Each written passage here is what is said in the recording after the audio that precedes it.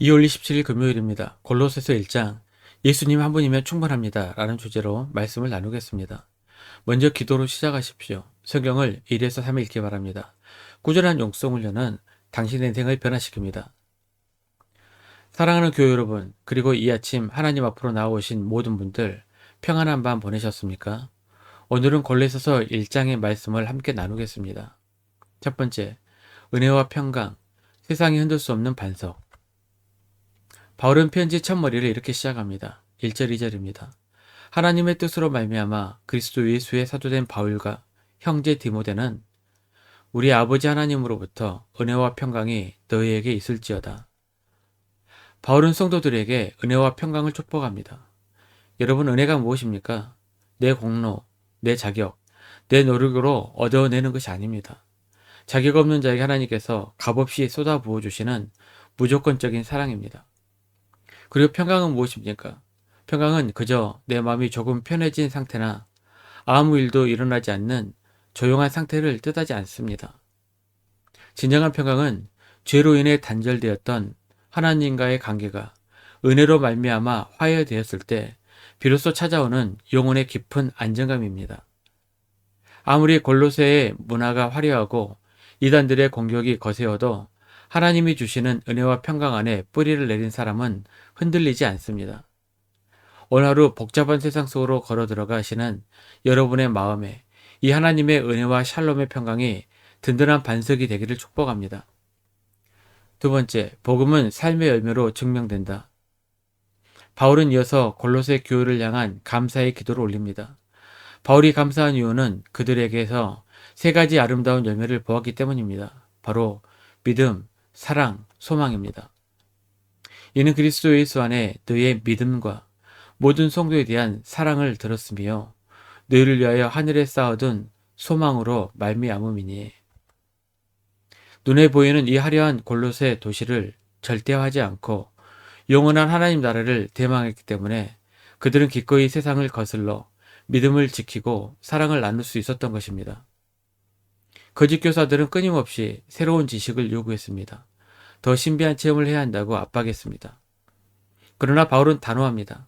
복음이 이미 너희에게 이르렀고 너희가 그 은혜를 깨달은 날로부터 이미 온 천하에서 열매를 맺어 자라고 있다.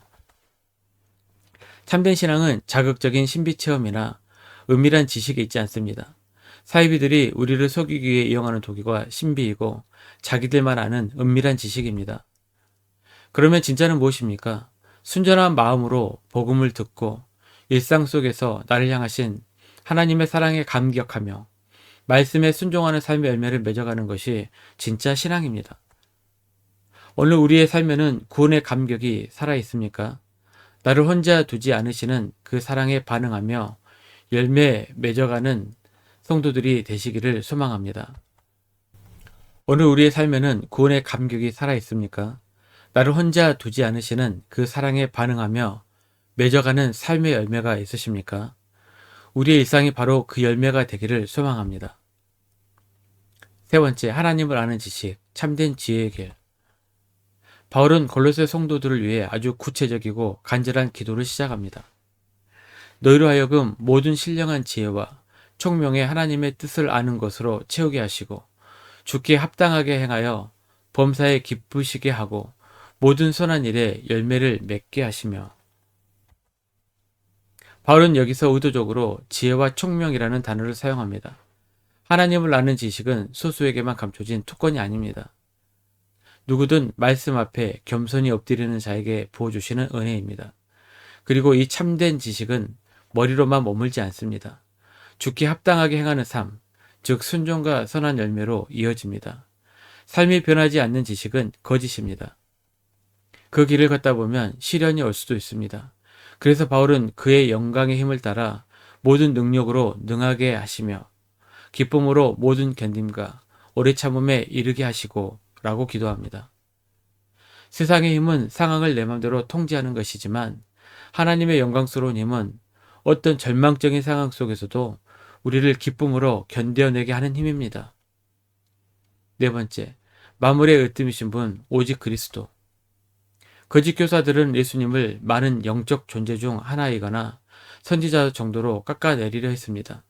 천사들도 숭배해야 완전해진다고 했습니다. 하지만 바울은 이렇게 선포합니다. 15절입니다. 그는 보이지 아니하는 하나님의 형상이시요 모든 피조물보다 먼저 나신 이시니. 이 말씀은 예수님이 피조물 중 첫 번째로 창조되었다는 뜻이 결코 아닙니다. 먼저 나신 이는 시간적 순서가 아니라 모든 주권적 통치권을 가진 으뜸 가는 분이라는 뜻입니다. 즉 예수님은 만물을 지으신 창조주 하나님이십니다. 나아가 예수님은 만물의 창조주실 뿐만 아니라 십자가의 피로 찢어진 세상을 화목하게 하신 구속주이시며 주님의 몸된 교회의 머리이십니다. 예수님 안에 하나님의 모든 충만이 거하십니다. 그러므로 결론은 명확합니다. 예수님 한 분이면 충분합니다. 율법의 준수, 금욕주의, 천사 숭배, 그 어떤 것도 우리의 구원에 덧붙일 필요가 없습니다. 완전하시고 탁월하신 주님께서 지금 내 삶을 붙들고 계신다는 이 복음의 터 위에 굳게 서시기를 바랍니다. 다섯 번째, 교회를 위한 기쁨의 수고. 24절입니다. 나는 이제 너희를 위하여 받는 괴로움을 기뻐하고 그리스도의 남은 고난을 그의 몸된 교회를 위하여 내 육체에 채우노라. 감옥의 차가운 바닥에 앉아서도 바울이 기뻐할 수 있었던 이유는 단 하나입니다. 자신 안에 영광의 소망이신 예수 그리스도께서 살아계심을 알았기 때문입니다. 만세전부터 감추어졌던 구원의 놀라운 신비, 곧 예수 그리스도께서 이방인과 우리 모두의 가슴에 심겼다는 사실이 바울의 가슴을 뛰게 했습니다. 우리를 향하신 하나님의 목표는 이것입니다. 28절 하반절입니다.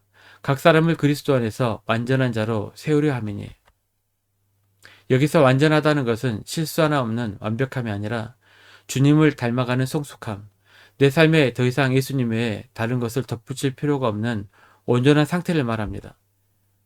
바울은 자기 속에서 능력으로 역사하시는 성령님의 힘을 따라 오늘도 수고하며 나아간다고 고백합니다. 말씀 명의 적용입니다. 첫 번째, 다른 것을 더 가지려 애쓰기보다 오늘 하루 예수님 한 분만으로 충분합니다 라고 소리내어 고백해 봅시다. 두 번째, 거창한 일이 아니더라도 오늘 만나는 사람에게 작은 사랑과 친절의 열매를 맺어봅시다. 1년 성경 일독 주간 계기입니다. 오늘은 금요일 요호수아 3장에서 4장까지 말씀 철저히 묵상하시길 바랍니다. 2월 중보 기도 제목입니다. 5가지 기도 제목 충분히 기도하시고 교회와 개인 기도 시간을 가지시길 바랍니다. 가정에서 기도하시기 힘드신 분들 교회 나서서 주중 기도 시간을 이용하시면 됩니다. 주중 기도는 새벽 6시부터 밤 10시까지입니다. 편하신 시간을 주셔서 정기적으로 기도하시기 바랍니다. 하루 30분씩 최선을 다하시기 바랍니다. 그러면 여러분의 삶이 변화될 것입니다. 영상을 다 보신 분들은 확인 문자를 보내시거나 유튜브에 댓글로 달아주시면 적기적인 영성훈련에 도움이 될 것입니다. 오늘 하루도 승리하시기를 기도합니다.